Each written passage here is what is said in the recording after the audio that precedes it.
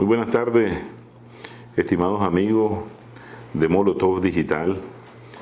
Una vez más, desde algún lugar de Nicaragua, estamos con ustedes y hoy tenemos una visita de honor, una entrevista con un gran hermano, con un gran amigo, con un gran colega.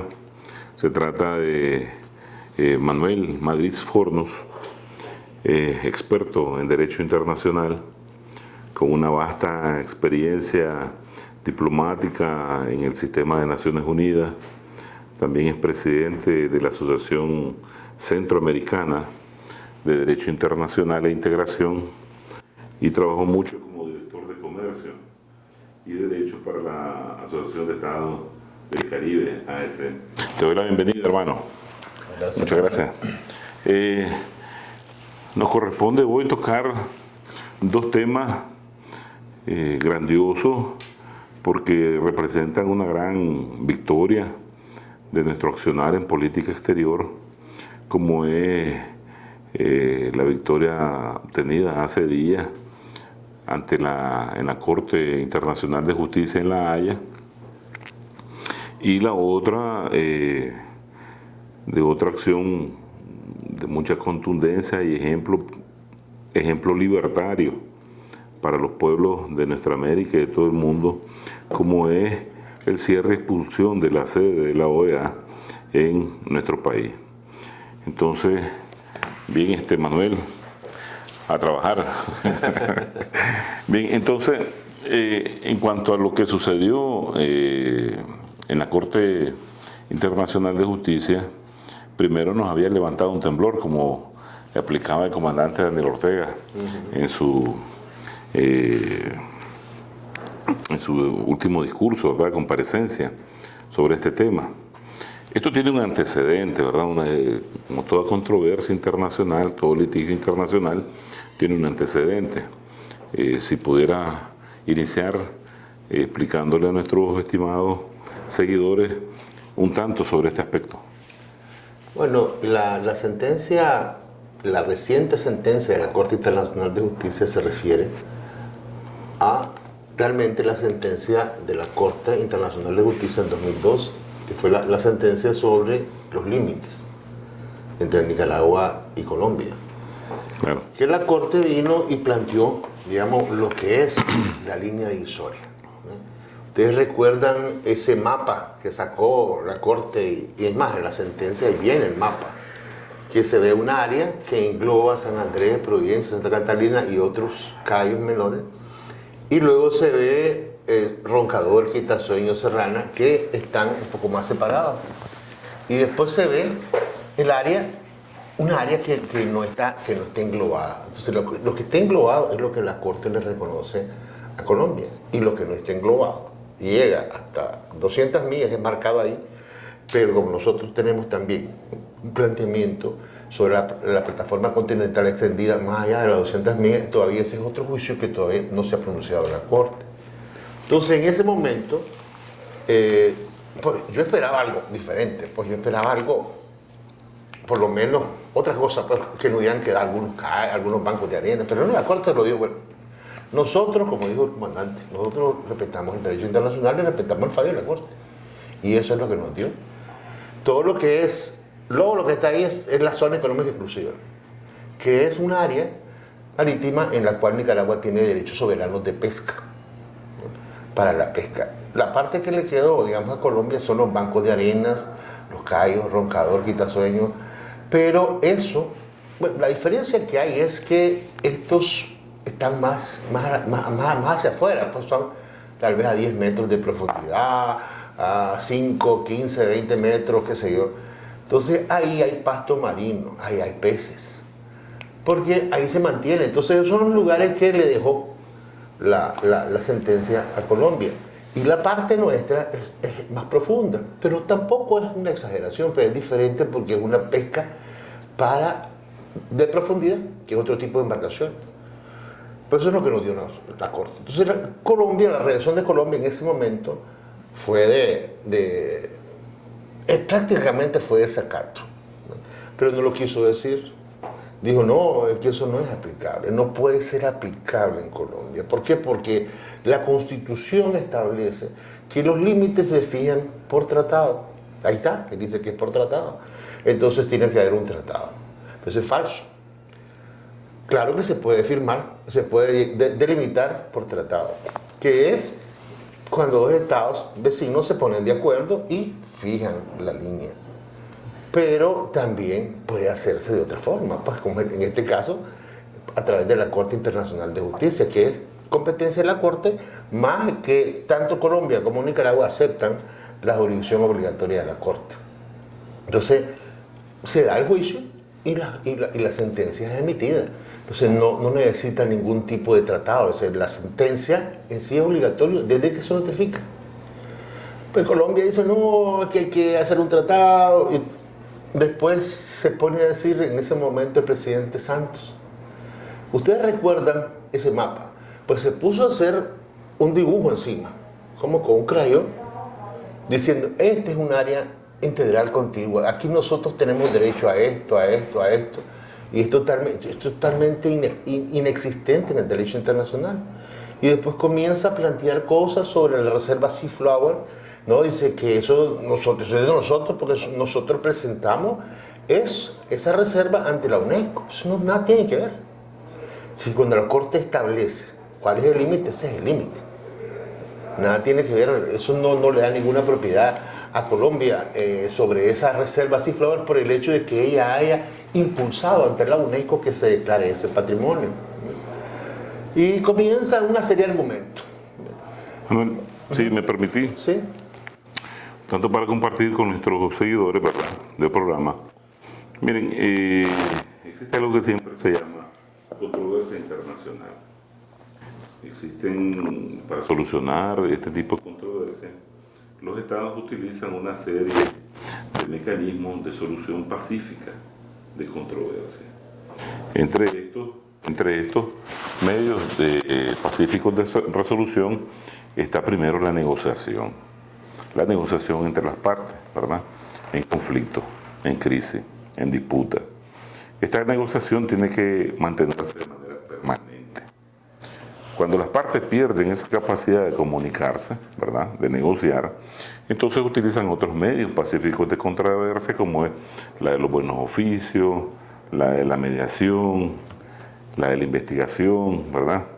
Porque la de buenos oficios te puede decir, bueno, yo quiero que ustedes, de alguna manera, ¿verdad?, estoy interesado en que estas partes ustedes solucionen este problema, esta crisis, entonces presto un local. No voy a opinar nada, yo presto el local para que se pueda encontrar en un punto neutro. O la mediación, cuando las partes creen que un Estado o una personalidad puede ocupar ese cargo de mediación y confían, pues, en que ese mediador va a poder de alguna u otra manera trasladar puntos de interés de cada una de las partes en conflicto.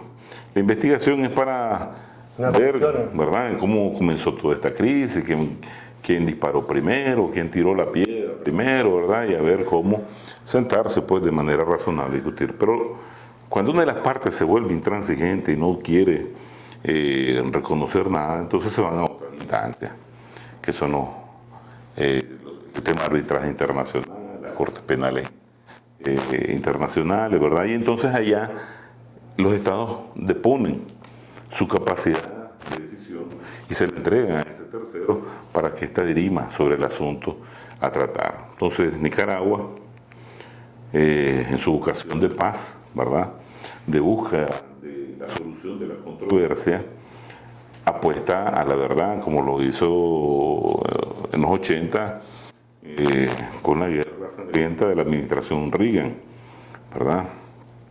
Igual, pues, fuimos a la Corte Internacional, ahí ganamos, se dictaminó que nos debían de pagar $17.000 millones, ¿verdad?, por una serie de elementos de infraestructura que ahí se presentaron, no por ninguna vida del pueblo nicaragüense que tanto sufrió en esa guerra.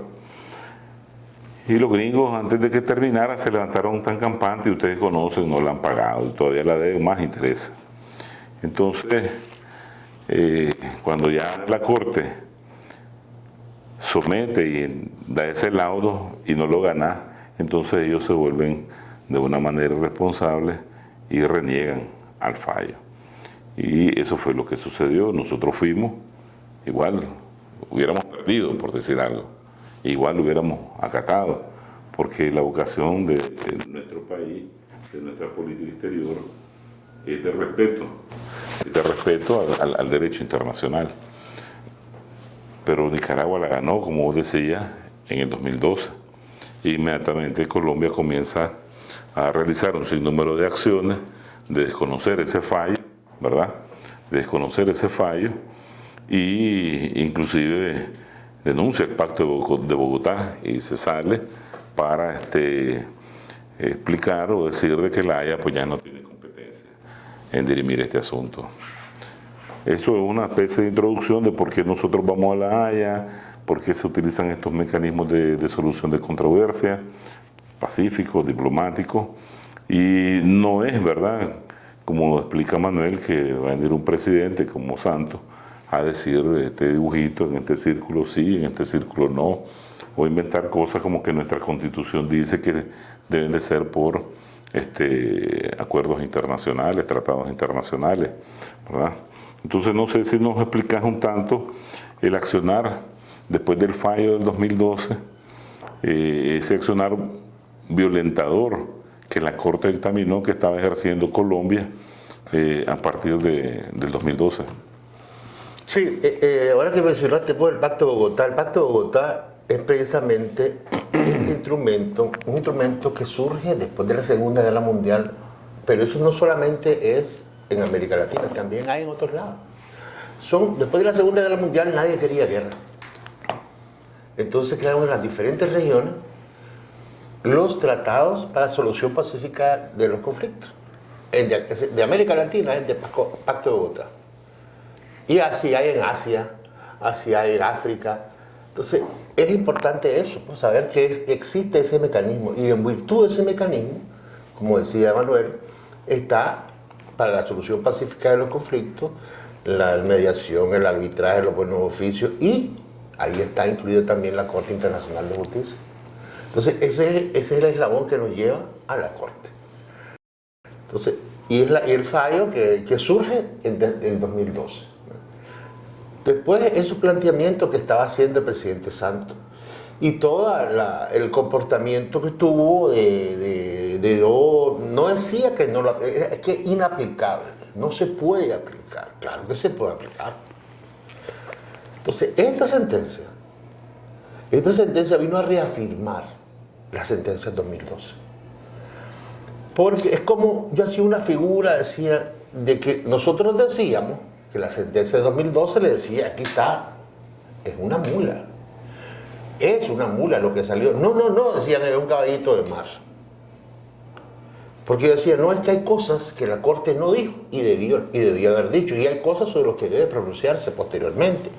Y planteó una serie de cosas, planteó la cuestión de los derechos de los raizales, la pesca, los derechos que ellos puedan ir a pescar, y que no podían. Entonces una serie de cosas y contrademandó.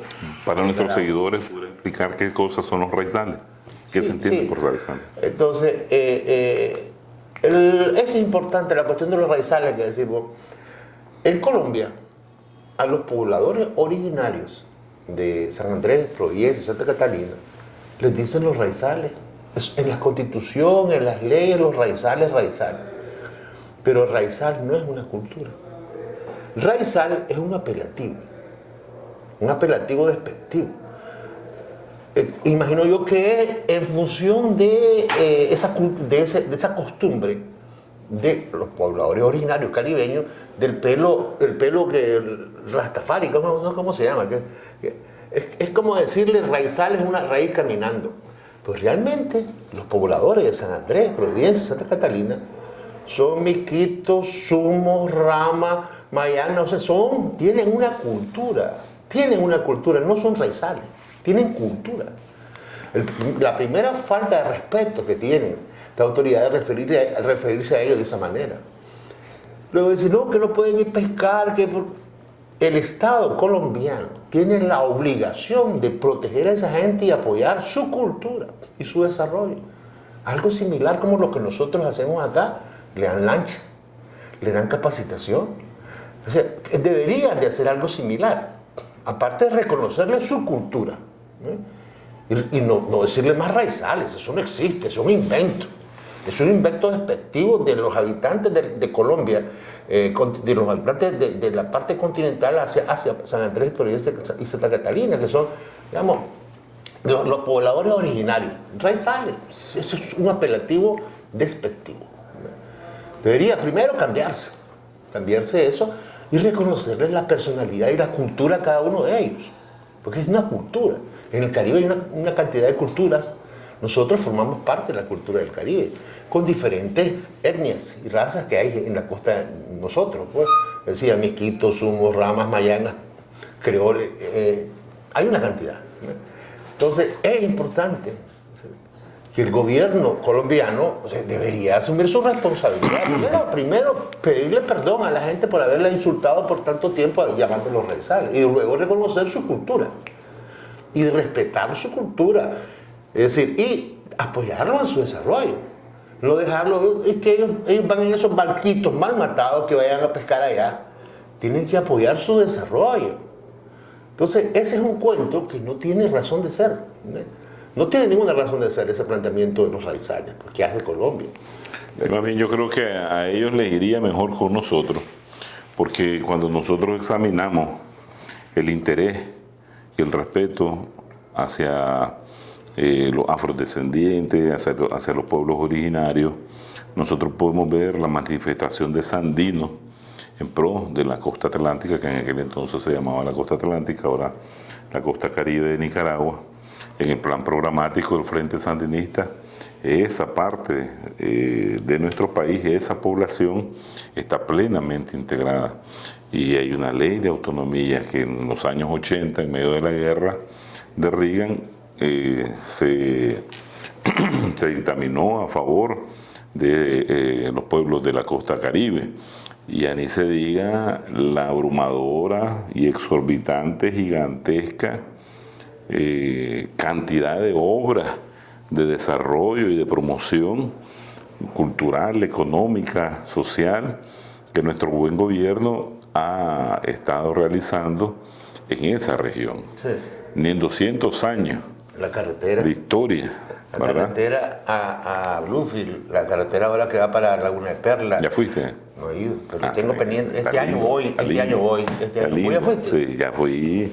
Lindísimo. Yo no he ido, sí. pero, o sea, he visto las fotos de la carretera. Es increíblemente asombroso. Yo tengo un viaje, espero que es junio, julio. Vamos a ver, tengo que ir. Claro, y entonces nosotros hemos sido respetuosos con todos estos pueblos originarios. No solo eso, sí. Nosotros en la educación, se incluye el misquito ya como en las clases. Claro. Y hay universidades que están haciendo allá y que dan las clases en Quito. O sea, nosotros tenemos un reconocimiento importante y un apoyo a todos, digamos, pobladores originarios nuestros en el Caribe. Que es algo que se siente, que ellos lo sienten. O sea, sienten que están avanzando, sienten que se les reconoce su personalidad, su cultura. Eso es importante. Entonces, retomando el tema, o sea, la Corte, ¿qué es lo que dice en esta sentencia? Es una reafirmación de la sentencia de 2002. Le dice, en otras palabras, no es caballito de mar, como vos decís, es una mula y es parda y aquí están los pelos.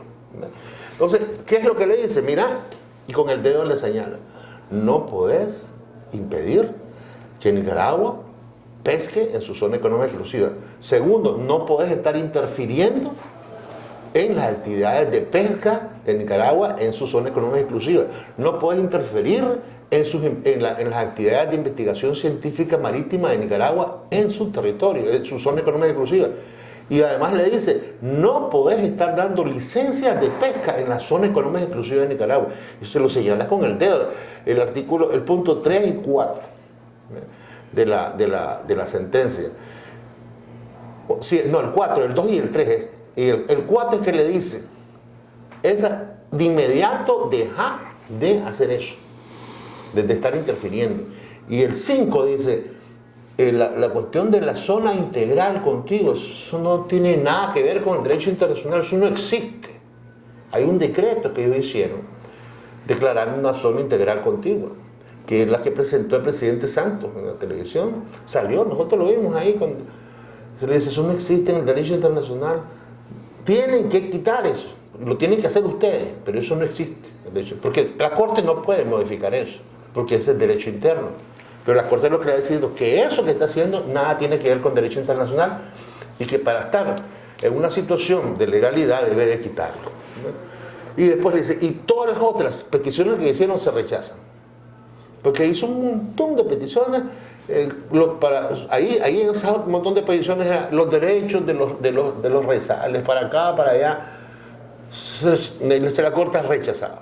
Entonces, es una sentencia totalmente fuerte, clara. Pues, si la otra no le entendió, la Corte le señaló con el dedo. Esto que estás haciendo no lo tenés que hacer. Esto debes de dejar de hacerlo. Entonces, es una sentencia muy clara y muy fuerte que lleva al presidente Duque ya de salida, ¿no? Es decir, que no va a cumplir. Así te lo están diciendo. Entonces, ese es el desacato, está entrando en desacato. Ahora, ¿qué efecto tiene o qué causa eso?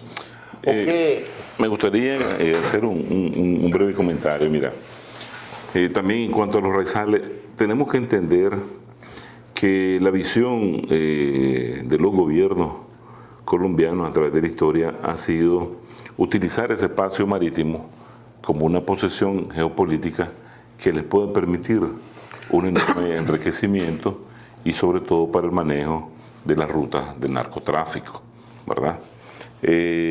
Nosotros tenemos una visión muy diferente a la explotación, a la posesión de ese enorme territorio marítimo, porque hablando de nicaragüense, nos reconocieron lo que era nuestro, lo que siempre ha sido nuestro, eso es importante explicarlo, ¿verdad? Y por lo que nosotros luchábamos, y luchábamos por más, ¿verdad? Y son 75.000 kilómetros cuadrados de mar territorial ganado en el Caribe. O sea, ese es un golpe para la visión geopolítica de un Estado de pérdida enorme que tiene Colombia. Sobre todo, lógico, no lo va a reconocer, ¿verdad? Tan fácilmente, y su actitud representa ese contundente golpe, repito, que recibieron de parte de la Corte Internacional de Justicia. Ellos no lo esperaban. En aquella cumbre donde Uribe le dice al comandante, vamos a esperar, vamos a esperarle. Está firmado. Sí, está, lo que diga la Corte, y entonces ahí vamos a proceder. O sea, ni siquiera se puede negar. Ahora Infobae, ¿verdad?, que sabemos quién lo financia,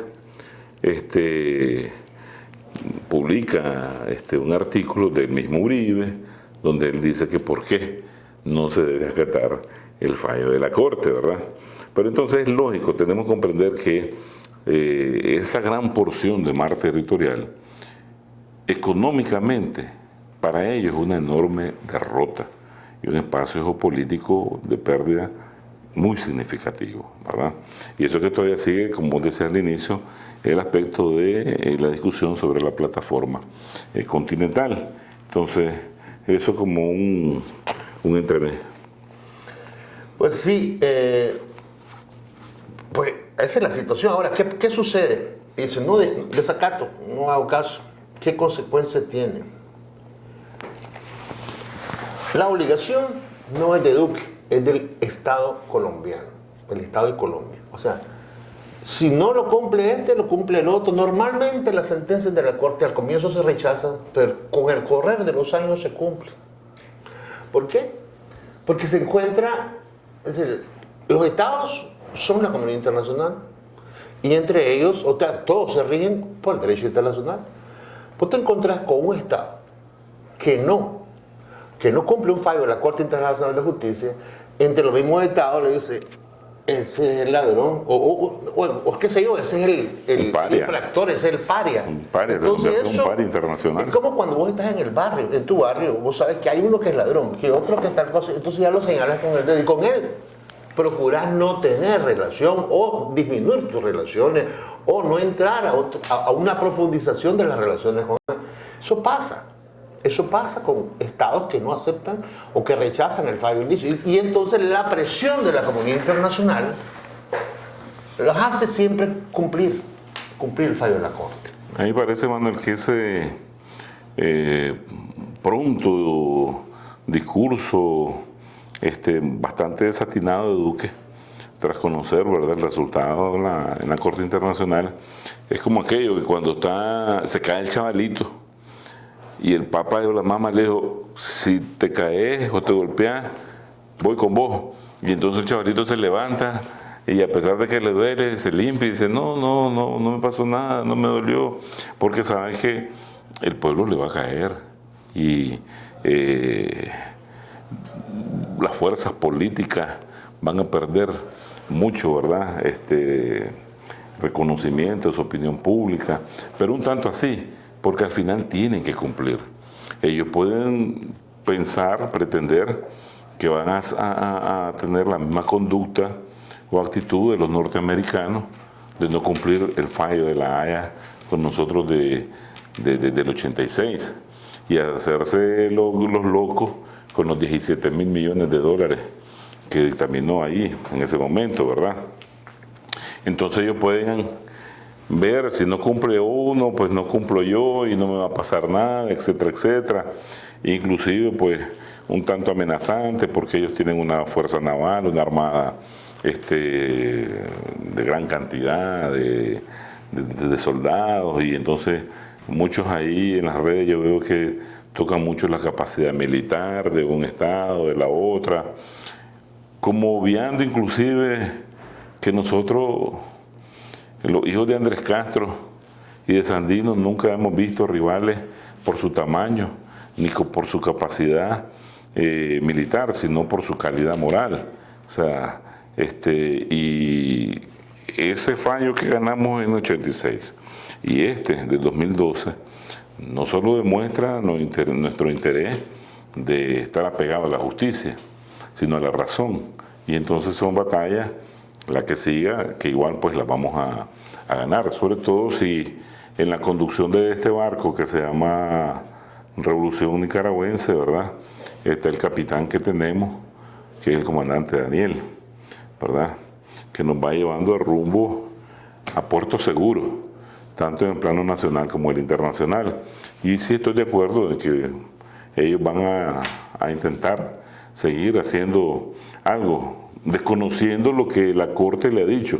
Usted ha estado violentando la soberanía, la jurisdicción, ¿verdad?, y el derecho de Nicaragua, reconocido a partir del 2012. Deje de hacerlo. O sea, fue serio. Yo cuando leí el documento y miré en la madrugada, me impresionó, porque es firme. Deje de estar violentando, ¿verdad? Además le dice, esto es inapelable, es inamovible y de estricto cumplimiento. Fíjate que me decían que andaban contentos porque habían ganado, así, porque es que Nicaragua había pedido que pagáramos una indemnización por la pesca y no hubo pago, no nos ordenaron, entonces estamos contentos, ganamos. Eso no es el gano. Claro. O sea, perdieron. O sea, ahí claro. Eso fue, la Corte le dijo, lo de 2012 es totalmente grande. Mira, esto y esto no lo puedes hacer. Esto no lo puedes hacer, señalándole con el dedo. Es muchísimo más explícita. Vos lees las dos sentencias, vos ves cómo esta viene y te pone el dedo en cada una de las funciones. Y le dice, y todo lo demás que pediste, rechazado. O sea, es una sentencia absolutamente esclarecedora, clarísima, que pues no tiene para dónde. Colombia no tiene para dónde, está claro. Yo les invito a revisar, a leer la sentencia. Yo publiqué un libro sobre la primera sentencia, tengo que hacer sobre la segunda también. Ya comencé a trabajar ya la traduje y estoy trabajando en ella. Qué bueno, qué bueno. Porque es importante que nosotros conozcamos estas cosas que son sumamente importantes para nuestra nación. Vamos a esperar la publicación de ese libro con mucho interés, Manuel. Vamos a tocar el tema de la OEA, ¿qué te parece? ¿Está bien? Ya terminamos con los colombianos, que se vayan a sobar su ratito, ¿verdad? Son fallos inapelables, inamovibles y de estricto cumplimiento. Se me olvidó presentarte al inicio como un amigo del ministro de Relaciones Exteriores de Rusia, Sergei Lavrov. Amigo. Cuando trabajaba en el sistema de las Naciones Unidas lo conociste. En los 80. Y he visto algunas fotos tuyas con él. En los 80, yo estuve en Naciones Unidas, yo era primer secretario. Y Sergei era consejero en ese momento de la URSS. Y además, él estaba a cargo de los temas económicos. Y yo también. Y éramos amigos, y además aliados pues, en esa época. Y siempre, yo toco guitarra también. En la época de los 80 yo toqué mucho guitarra. Para que reconozca, claro, ya la edad, ¿verdad? Y todo. Pero Manuel, cuando está el triunfo de la Revolución Sandinista en el 79, en la Plaza de la Revolución, Manuel está tocando guitarra. Estoy tocando Verde Olivo, sí. Está la Normelena al lado, sí. Hay otro, estamos tres. Hay una parte donde hay alguien que está con boina, Verde Olivo, eso soy yo, al lado está la Normelena, estamos cantando el 19 de julio. Después... Ahora que viene el 19 de julio, para que te vean los compañeros que allí estaba, antes de ser diplomático. El año pasado algo se hizo el 19 de julio, y yo participé en una cuestión, me llamaron pues para Wilmore López, que es amigo mío, porque yo formé parte del Ministerio de Cultura. Yo soy miembro fundador del Ministerio de Cultura. Y era músico, andaba tocando guitarra por acá. Yo canté en la cantata de Sandino. Yo canté en la plaza, en el primer 1 de mayo, en la Plaza de la Revolución yo canté. Y canté en la televisión, en el teatro, en la radio, en las plazas, en los colegios, o sea, fui el artista telonero de Pablo Milanés cuando vino. En esa época, pues, yo tocaba mucho, y siempre de vez en cuando toco, pues, y de vez en cuando ahora karaoke. Entonces, cuando yo estaba ahí, en las reuniones diplomáticas yo tocaba guitarra y cantaba, y me acuerdo que estaba una vez cantando No Pasarán. Y entonces estaba el embajador alterno de los Estados Unidos ahí, estaba haciendo coro conmigo, la canción No Pasa Nada. Y estaba Sergei ahí, y Sergei le dijo, ¿cómo vas a decir? Y lo comenzó a molestar, por decirle, ¿cómo están diciendo No Pasarán si ustedes son los que están agrediendo? Yo siempre he tocado guitarra, siempre, a pesar de que ya soy abogado, saqué Derecho Internacional. Incluso cuando estuve en París yo toqué mucho guitarra. Había un sitio donde yo llegaba y el hombre del piano comenzaba a tocar una canción para que yo fuera a cantar. Hay muchas cosas de música, muchas cosas en Europa. Es que la música siempre yo todavía toco guitarra. Pues.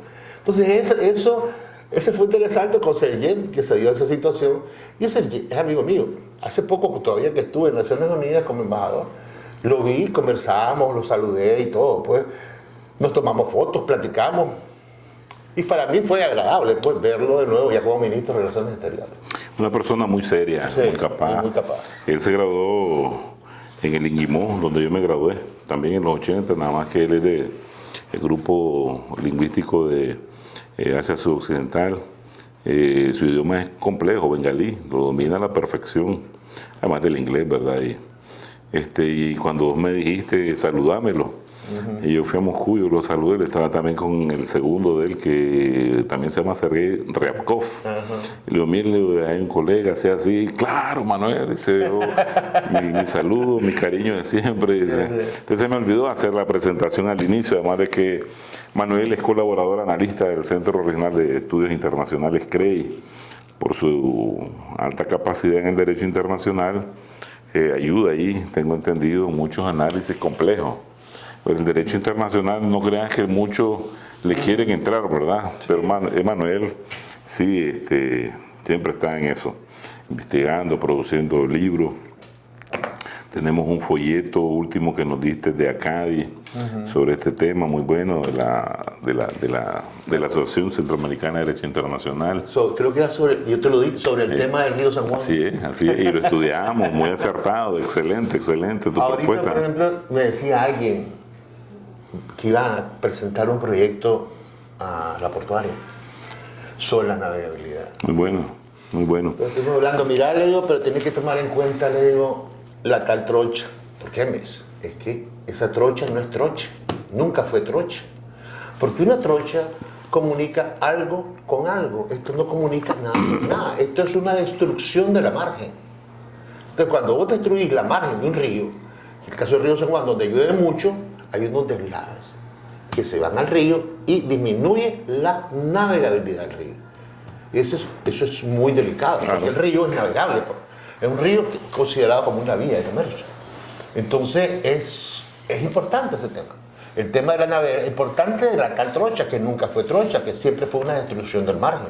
Vamos a hacer un programa sobre ese tema. Ese tema es un tema muy, para nosotros muy sentido y es muy importante para la navegación, porque ¿qué significa eso? Es la comunicación marítima entre Nicaragua y el Caribe. O sea, embarcaciones de 5 metros de profundidad, o hacemos navegables todo el Caribe, puede entrar aquí.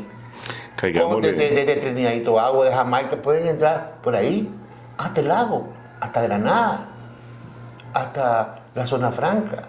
Porque es que es una ruta de comercio. Una ruta de comercio, incluso a nivel centroamericano, es importante, porque promueve el comercio interregional, el transporte. El caso de Costa Rica, por ejemplo, que Costa Rica sale beneficiada también, porque el comercio vos puedes hacerlo por diferentes formas: terrestre, aérea, marítima y fluvial, y lacustre.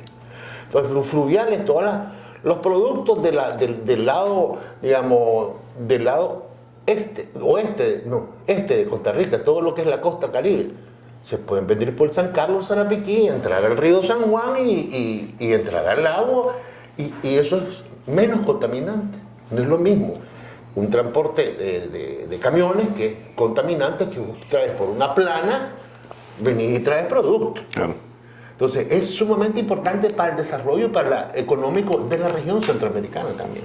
Bárbaro, vamos a tocar el tema más adelante.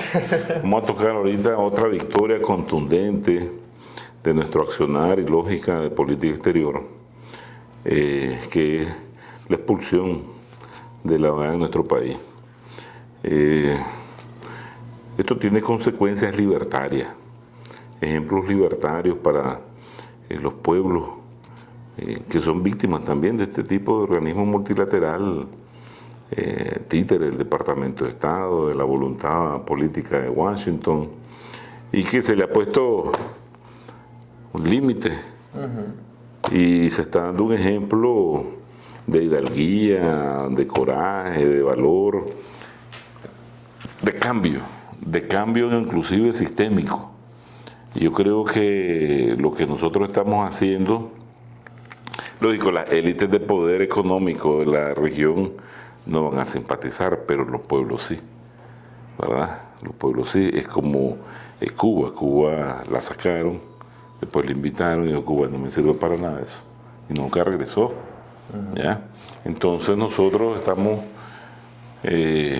demostrando ese espíritu de Iriangén, de Sandino, de Andrés Castro, de Sandino, de Benjamín Celedón, de Carlos Fonseca, del héroe viviente que tenemos ahora, que es el comandante Daniel Ortega, de que aquí al toro por los cuernos, hermano, ¿verdad? Entonces nos gustaría escuchar tu impresión sobre esa gran acción victoriosa y heroica y ejemplar en la expulsión de la OEA de Nicaragua.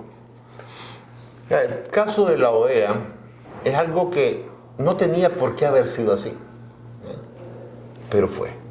Y se lo tenía merecido, como dicen, pues porque no es normal. Nosotros decimos: nos vamos. El 19 de enero nos vamos. Entonces, conforme la Carta Constitutiva, son 2 años para que sea efectivo el retiro, ¿no?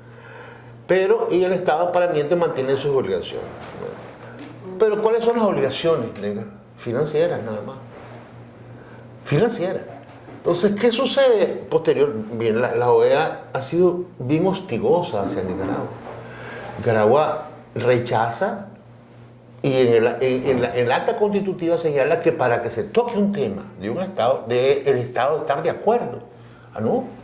Y vienen y hacen, aunque no esté de acuerdo el Estado. Y eso está en la normativa del acta constitutiva. ¿Y por qué lo hacen?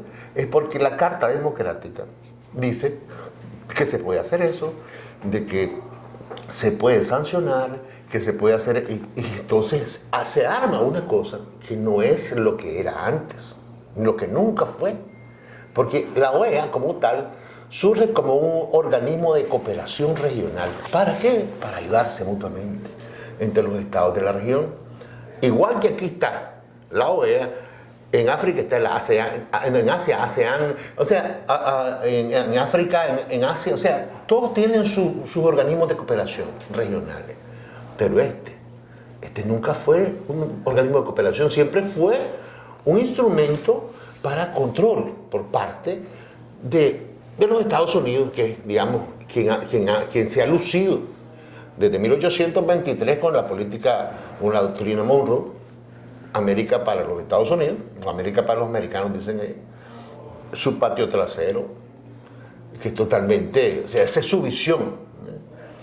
Si te fijas, 1823 fue la proclamación de la doctrina Monroe, y nosotros nos independizamos, y la mayoría de los países, en 1821. O sea, tenemos dos años de independencia cuando vinieron ellos con la doctrina.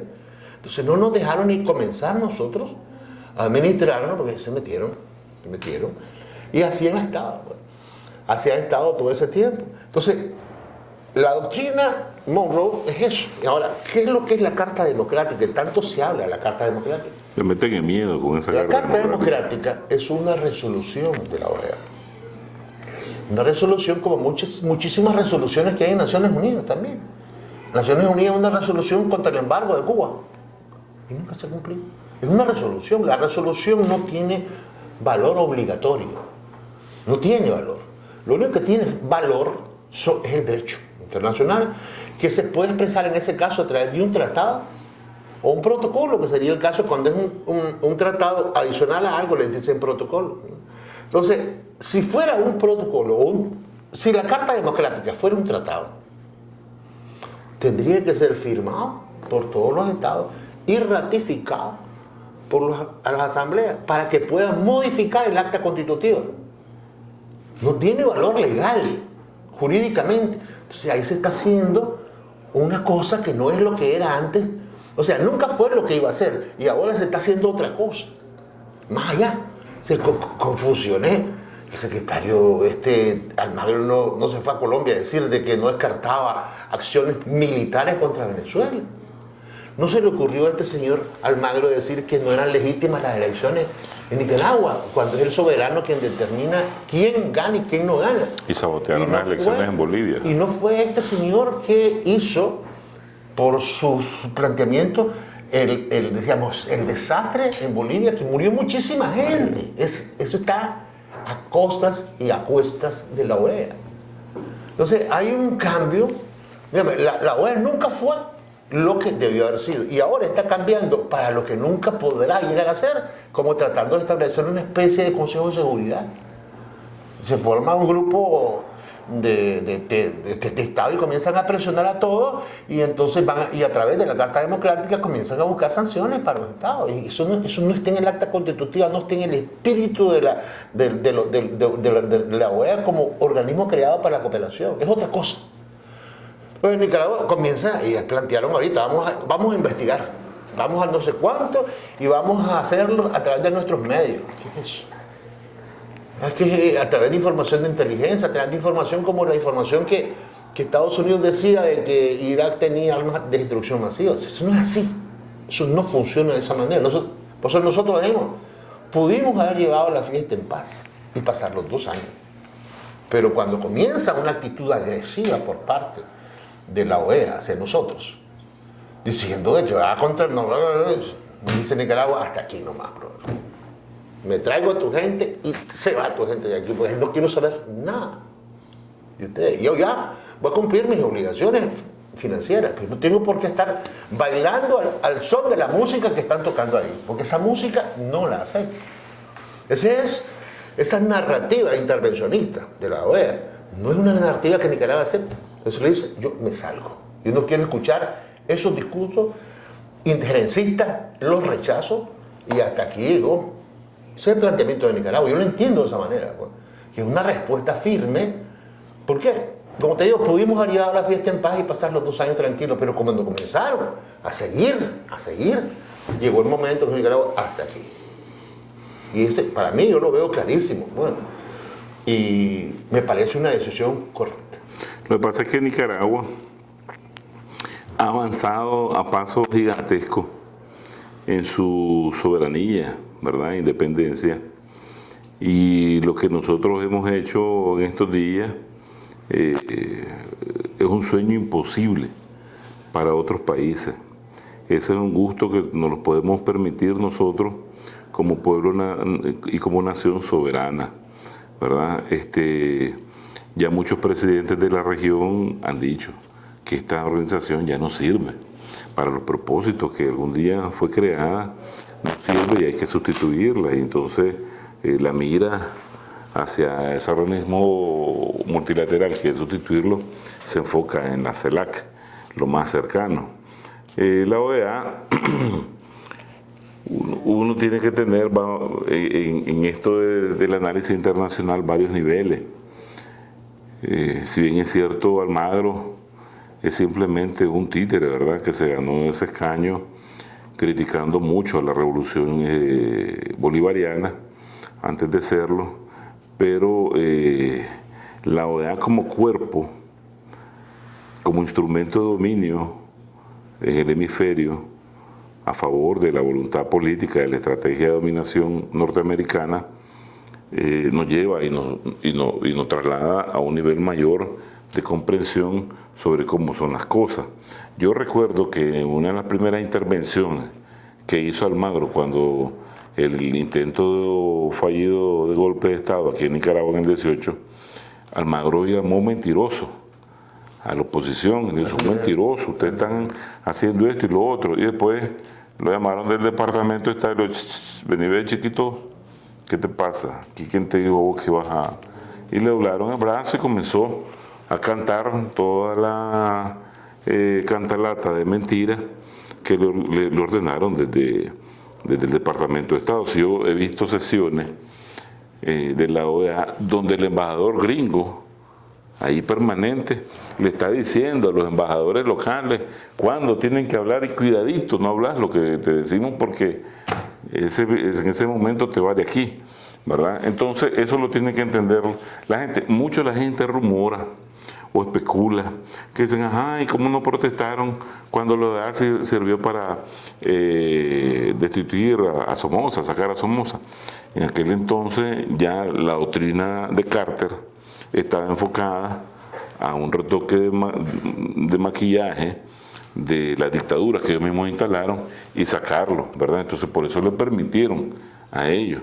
Pero antes de la existencia de la OEA y toda la década de dictadura sangrienta que tenían los Somoza aquí, no decían nada.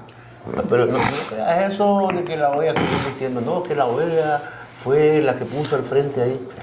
Hay que construir eso. La OEA no hizo nada. La gente llegó el 19 de julio allá a la plaza, no por la OEA, llegó por frente. Claro. O sea, aquí, si la OEA no ha hecho eso, igual, nosotros hubiéramos seguido igual. Igualito que todo pasó. Entonces lo que hizo la OEA es montarse en el barco, porque si se ha puesto en otra posición, pues igual, o sea, nosotros seguimos. Entonces eso es lo que hace, es montarse en el caballo, es decir, no es que lo reconoce y lo pone y lo sienta ahí, es que lo reconoce y lo queda bien, porque lo vio. Así es. ¿Así? La victoria era imparable, el pueblo y era de frente sandinista. pueblo y de frente, esa era la victoria, no se la dio la OEA. Claro, entonces eso es importante que lo manejemos porque muchos tratan de manipular y hay que desconstruir este tipo de falsas lógicas que existen. Entonces ahora, hoy se reunió Consejo Permanente. Consejo Permanente, ¿verdad? No sé qué habrá dicho.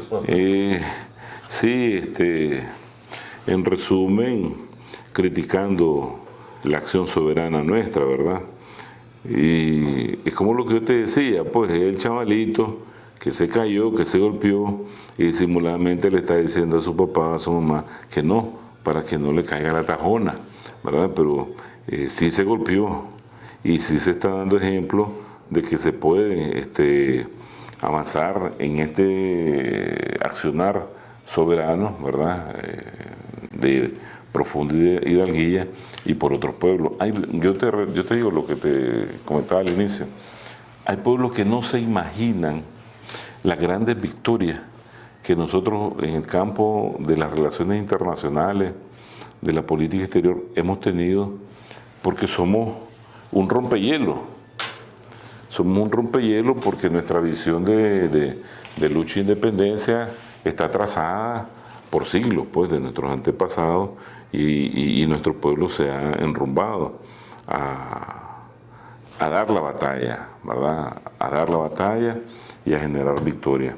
Tu última palabra, hermano, sobre tanto las dos victorias que hemos tenido en abril, Corte Internacional de Justicia manda a detener a Colombia de sus violaciones hacia nuestro territorio soberano marítimo, el Caribe, y la expulsión de la sede de la OEA, de la OEA de Managua. Sí, abril ha sido bien fructífero. Ha sido bien fructífero, ha planteado cosas importantes en el ámbito internacional para Nicaragua. Ambos temas son importantes. Marcan una separación de visión. O sea, es como en el caso de la OEA. Es como antes, pues aquí estaba sentado, pues estábamos sentados. Nicaragua se levantó, se quedó aquella gente, ahí se quedó la gente que estaba sentada, pero nosotros nos levantamos y nos fuimos. Y no solo eso, el que estaba aquí, no queremos saber nada que ver con esa organización. Porque realmente es que se está transformando, está mutando para hacer otra cosa diferente. Entonces eso, que los otros vean eso, si quieren someterse a eso, pues ya eso es cosa de ellos. Claro, claro. Abril es la antesala de mayo. Abril es mi cumpleaños. Bueno, tienes que invitar a la fiesta, primero, ¿verdad? Para recibir regalos, tienes que invitar a la fiesta. Pues abril es la antesala de mayo, en mayo viene ya el invierno, el agua, la productividad, y nosotros pues nos hemos adelantado, ¿verdad? Un tanto al buen invierno, con buenas acciones de política exterior victoriosas, ¿verdad? Bajo la conducción de nuestro buen gobierno y el comandante Daniel Ortega. Creo que meritorio el felicitamiento, ¿verdad?, a nuestro aparato de política exterior por esas dos rotundas victorias en este momento. Entonces, hermano, te agradezco mucho. Gracias, Manuel. Gracias por estar aquí en Molotov Digital desde algún lugar de Nicaragua. Esperamos haya sido de beneficio, ¿verdad?, para todos nuestros seguidores. Hasta el próximo programa, compañeros.